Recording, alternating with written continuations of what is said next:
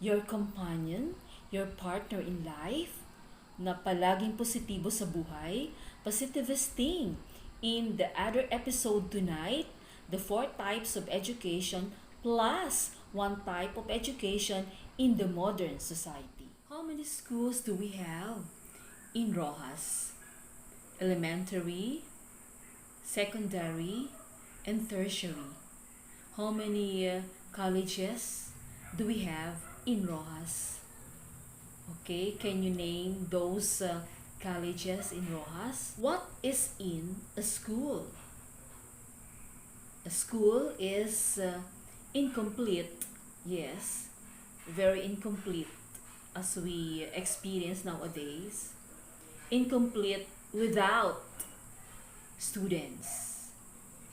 It's been 1 year and 1 month that we have experienced this horrible pandemic.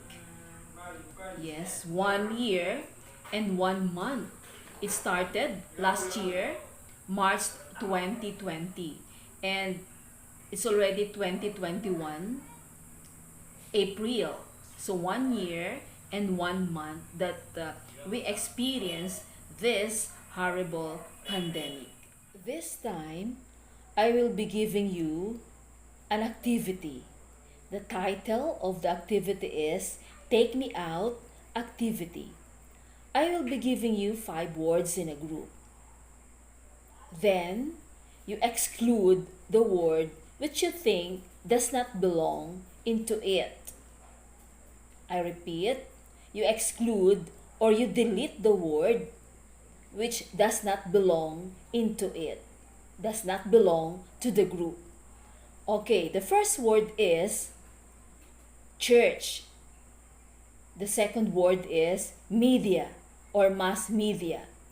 The third word is peers. The fourth word is internet. And the last word is sports. Okay? Now, it's time for you to exclude or to delete the word which is not included in the group.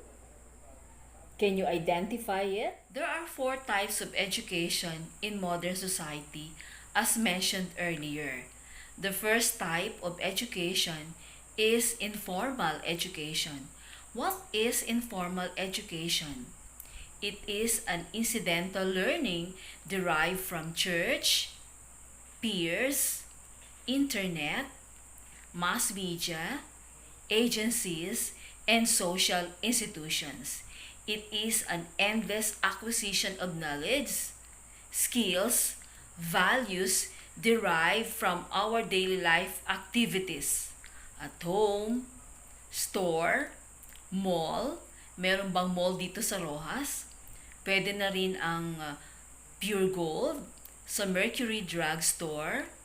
Meron din tayong South Star Drugstore.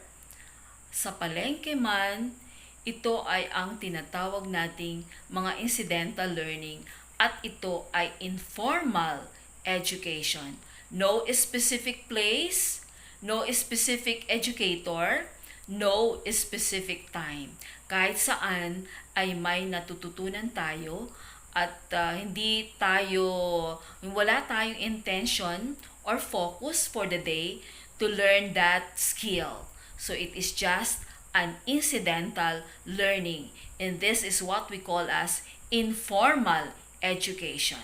According to Sharma in 2000, there are no fixed syllabi, no competencies, no rules, and no formalities in this type of education.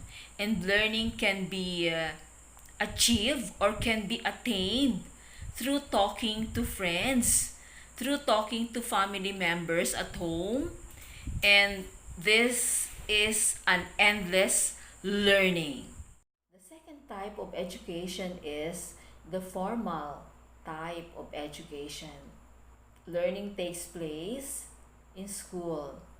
So very formal, wherein we are entering the school, before 7:30, 7:15, we are already there for flag raising. Then there are teachers, advisors who guide us, who remind us on our studies. So very controlled because of the specific time given to us, allotted time for each subject. And then before we enter into another grade level, there is card to be issued, to be given to us. That means we are allowed to enter another grade level.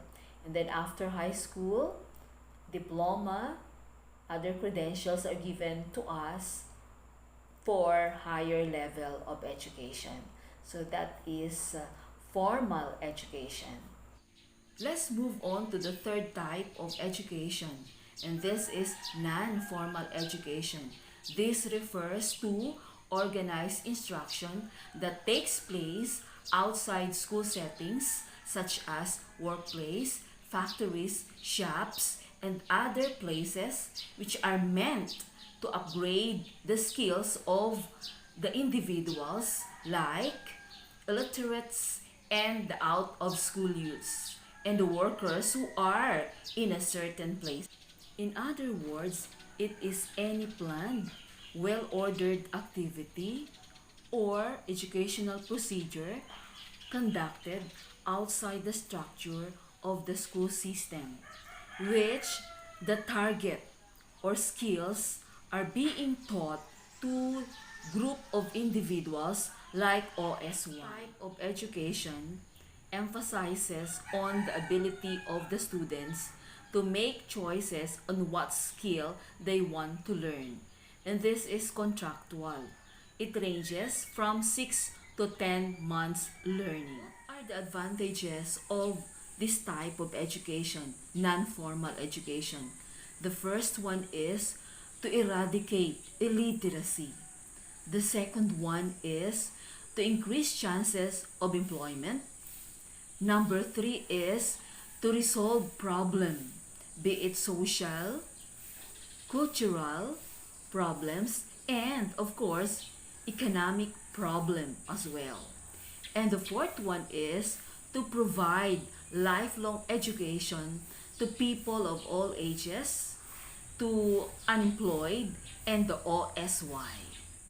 The fourth type of education is alternative learning system, or it is commonly known as ALS. So what do you know about ALS? Who are ALS teachers in our town? What are they doing? Are they in our school, or are they mobile teachers?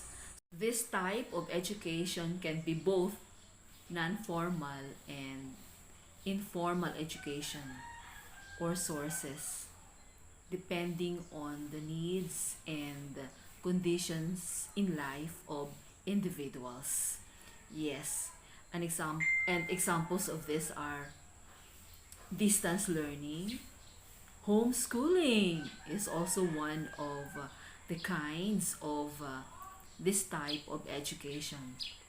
I remember in our school we have ALS, and don't you know that the participants or students came from different barangays, and they are OSY. All of them are OSY. So this is one type of education. It is striking to note that these types of education do not contradict one another because they contribute to the development of individuals and to the development of our nation. Because of this frightening or depressing pandemic, I want to add this instruction as the fifth type of education. And this is the new normal delivery mode of instruction. We already know the four types or the four delivery modes of instruction. And these are, the first one is modular instruction. This is what we are doing nowadays in our town, not only in our town, in our province and in the other provinces, the modular instructions. And we have the combination of this, the use of laptop, the use of OTG, the use of flash drive. Second delivery mode of instruction is the online distance learning. I know you are already familiar with Google Meet and then Zoom because you experienced this in other teachers. The third delivery mode is the TV-based instruction or the radio-based instruction. In other places, they use this because they have their own stations. And then the last delivery mode is the blended learning, wherein numbers 1, 2, and 3 are used in delivering instruction. So we have number 1 is module through modules, number 2 online, number 3 is through TV-based or radio-based instruction. So blended learning is the fourth delivery mode of instruction. Okay, now, do you agree with me if I include this new normal as the fifth type of education in the modern society? So comment if you agree or disagree. The fifth type of education is new normal. I repeat, you comment in the comment box if you agree or disagree. So, this is positivist follow the health protocol so to avoid COVID. Shout out sa mga kasama ko sa PCST, sa Paradigm Colleges of Science and Technology, kay Dr. Bunzol, kay Dr. Gabayno, kay Jer Magbanwa. Hello, Jer Magbanwa. And syempre sa administrators ng PCST, Paradigm Colleges of Science and Technology, Sir Hernan, hello po, and Ma'am Susan. Mabuhay po tayong lahat. I am proud because I am one among in the Paradigm Colleges of Science and Technology. Don't forget to like and subscribe. Please hit the notification bell for you to have other videos.